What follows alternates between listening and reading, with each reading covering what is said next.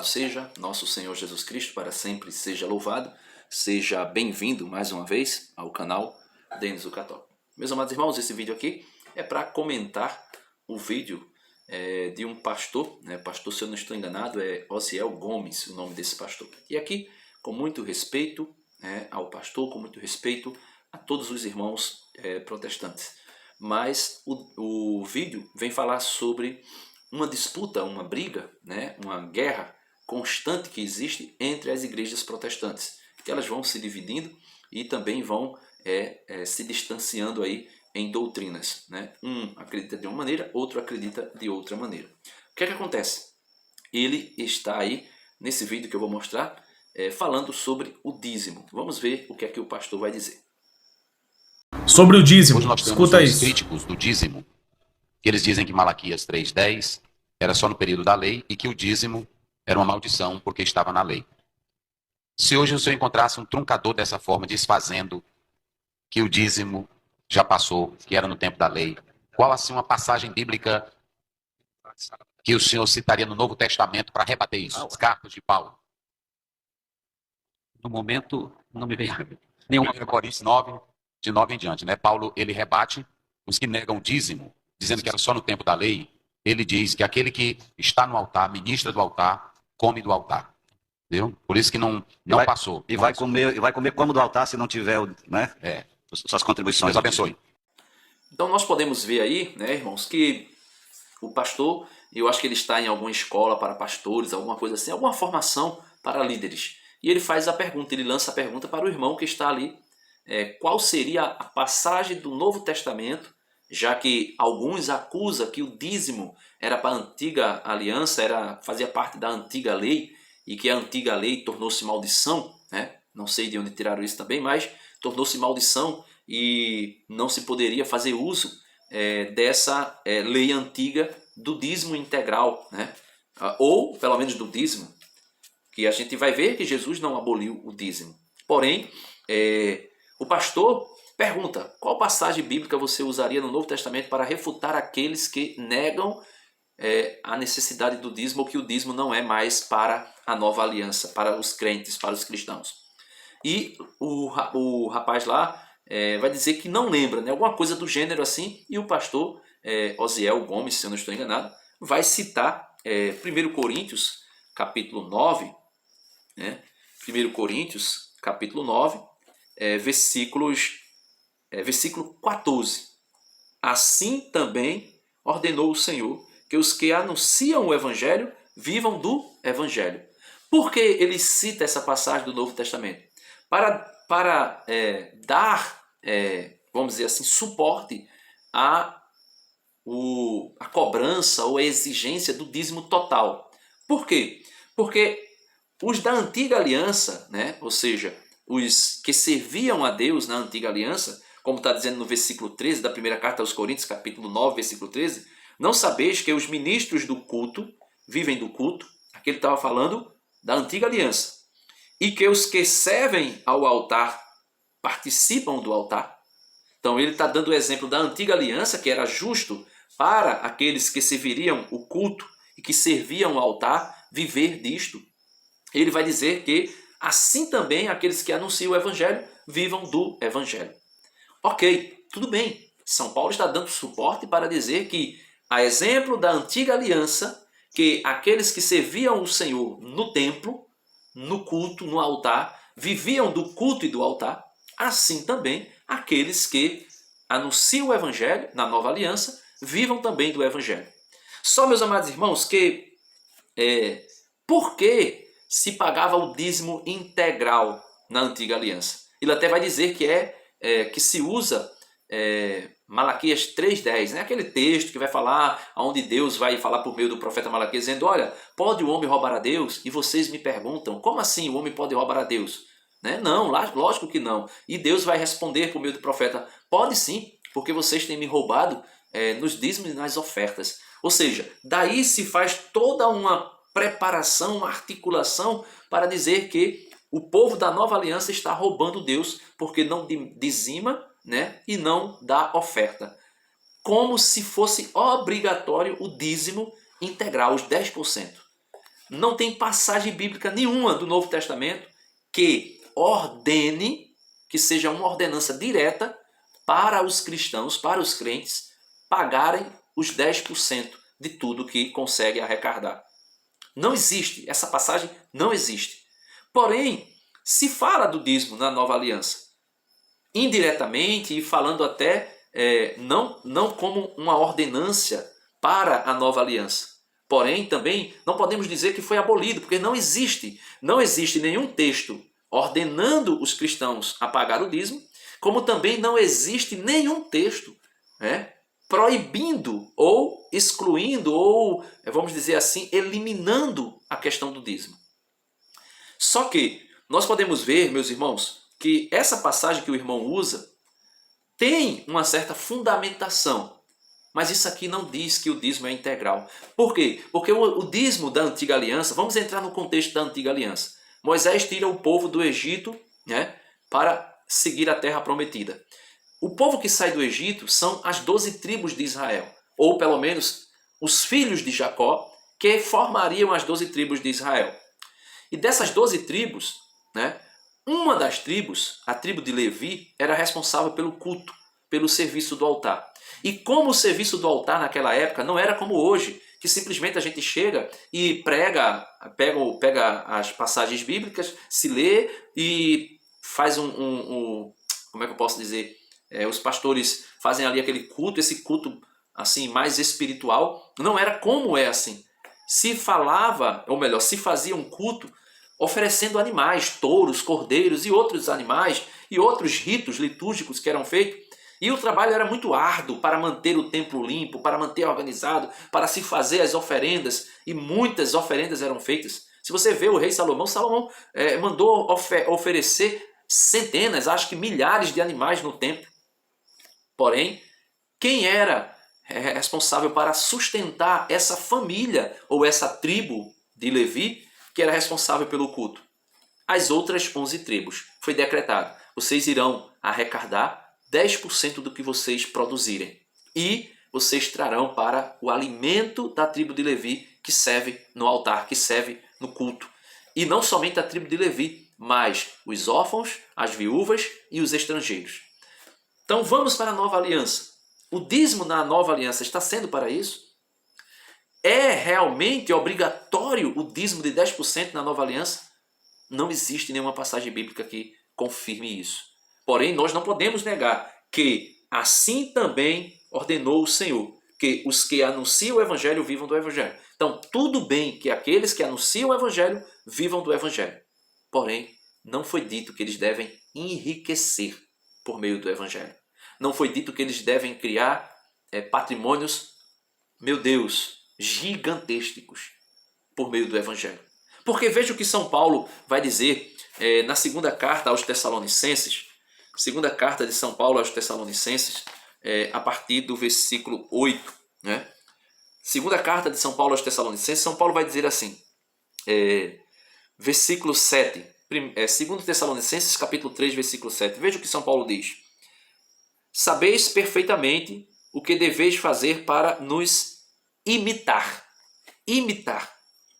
Não temos vivido entre vós desregradamente, nem temos comido de graça o pão de ninguém, mas com trabalho e fadiga. São Paulo, todo mundo sabe, Atos dos Apóstolos vai deixar muito claro, São Paulo era fabricante de tendas. São Paulo trabalhava de dia e anunciava o Evangelho à noite.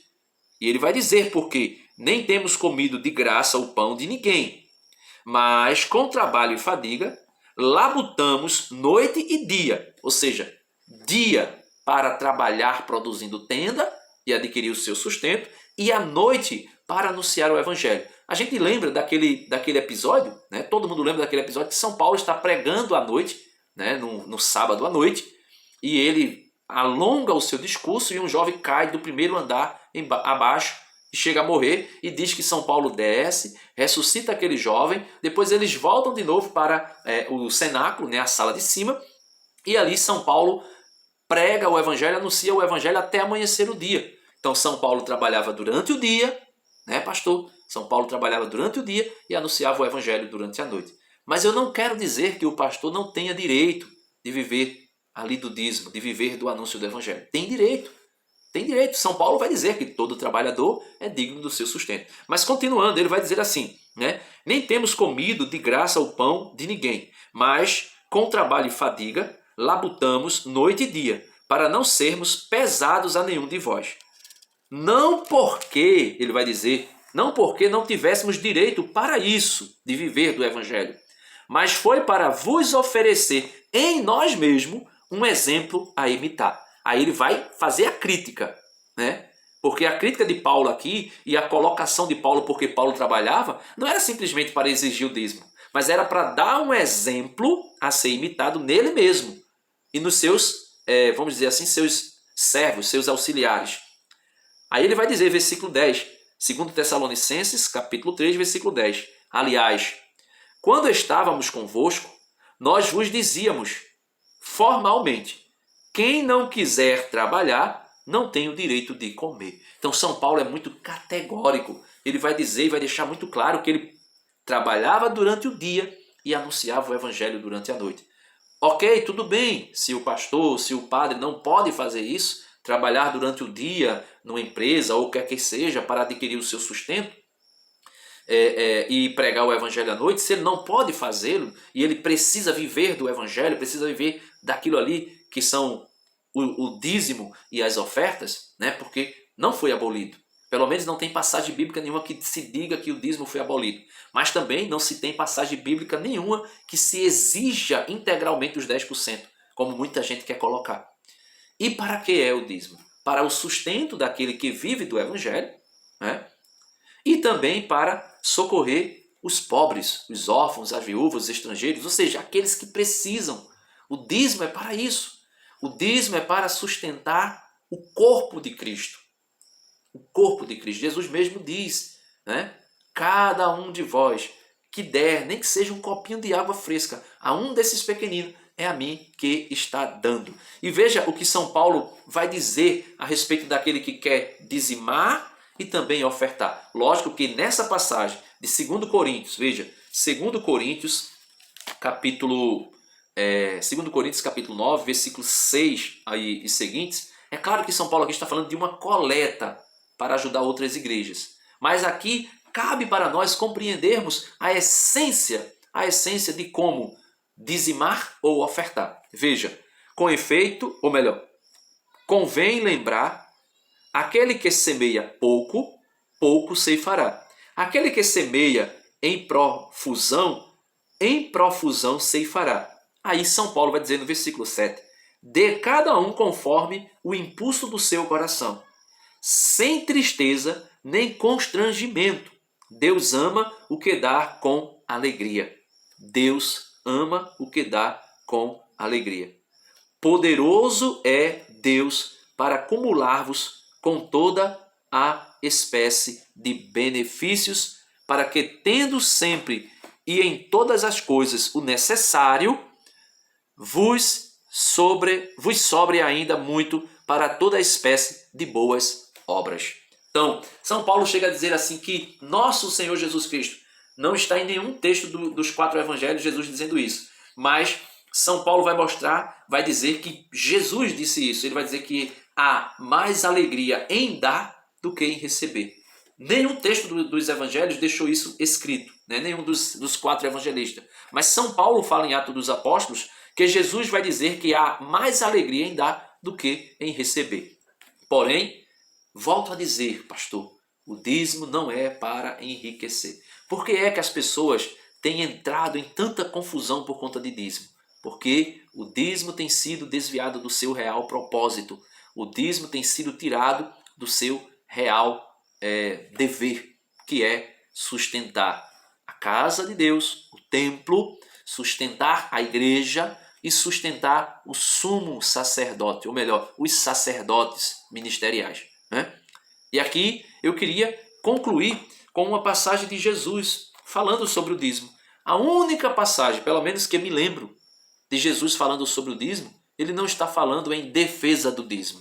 Ao contrário, ele está fazendo uma crítica a quem se gaba, se arroga de ser um dizimista. Veja aqui, São Mateus capítulo 23, versículo 23. Ai de vós, escribas e fariseus hipócritas, pagais o dízimo da hortelã, do endro e do cominho, e desprezais os preceitos mais importantes da lei. Veja, se preocupam tanto em pagar o dízimo, mas desprezam os preceitos mais importantes da lei. E quais são? Né? Quais são os preceitos mais importantes da lei? Jesus vai dizer: a justiça, a misericórdia e a fidelidade. Aí com isso Jesus aboliu o dízimo? Não, Jesus vai dizer, né? Eis o que era preciso praticar em primeiro lugar: a justiça, a misericórdia e a fidelidade. Sem contudo deixar o restante, sem contudo deixar o dízimo e os demais preceitos. Aí Jesus vai dizer: porque vocês priorizam o dízimo, mas desprezam ou negligenciam o mais importante da lei, que é a justiça, a misericórdia e a fidelidade, eu digo para vocês: guiais cegos, filtrais um mosquito, né? Ou seja, é inadmissível que passe um mosquito, que é não dizimar. Porém, se engole um camelo, que é viver na injustiça, na falta de misericórdia e na infidelidade. Porque se Jesus diz que o mais importante é a justiça, a misericórdia e a fidelidade, quando se coa o dízimo, que é um mosquitinho, que é o menorzinho, que é o menos importante, e se despreza a justiça, a misericórdia e a fidelidade, Jesus está querendo dizer o seguinte: vocês estão olhando para o dízimo, que é o menos importante. É igual à questão dos carismas, que se faz uma ênfase enorme ao dom de línguas. São Paulo vai deixar muito claro que ele é o menor entre os dons. É o menor. E aqui Jesus está deixando também claro que o dízimo é um mosquitinho, mas que vocês coam, porque não pode passar. Não pode passar em branco alguém que não venha dizimar. Porém, deixa passar a boiada dos injustos, dos, vamos dizer assim, que não têm compaixão, né? Daqueles que não têm misericórdia e daqueles que não são fiéis, dos infiéis. Pode passar, não tem problema. Não tem problema que alguém na igreja viva a injustiça. Não tem problema que alguém na igreja viva a falta da misericórdia. Não tem problema na igreja que alguém viva a infidelidade, contanto que ele seja um dizimista. E aí, tudo bem. Então, meus amados irmãos, nós precisamos compreender isso. O dízimo é necessário? É. Foi abolido? Não tem passagem bíblica que venha a abolir o dízimo na nova aliança. Mas também não tem passagem nenhuma bíblica que venha dizer que o dízimo tem que ser pago os 10%. Ao contrário, a gente pode ver inúmeras passagens dizendo que aquele que dá com alegria, né, com alegria receberá. Aquele que há mais alegria em dar do que em receber. Porém, não dê cada um segundo o seu coração e não essas exigências que foram da antiga aliança, dos 10% integralmente. Deus abençoe você e até o próximo vídeo, se Deus quiser.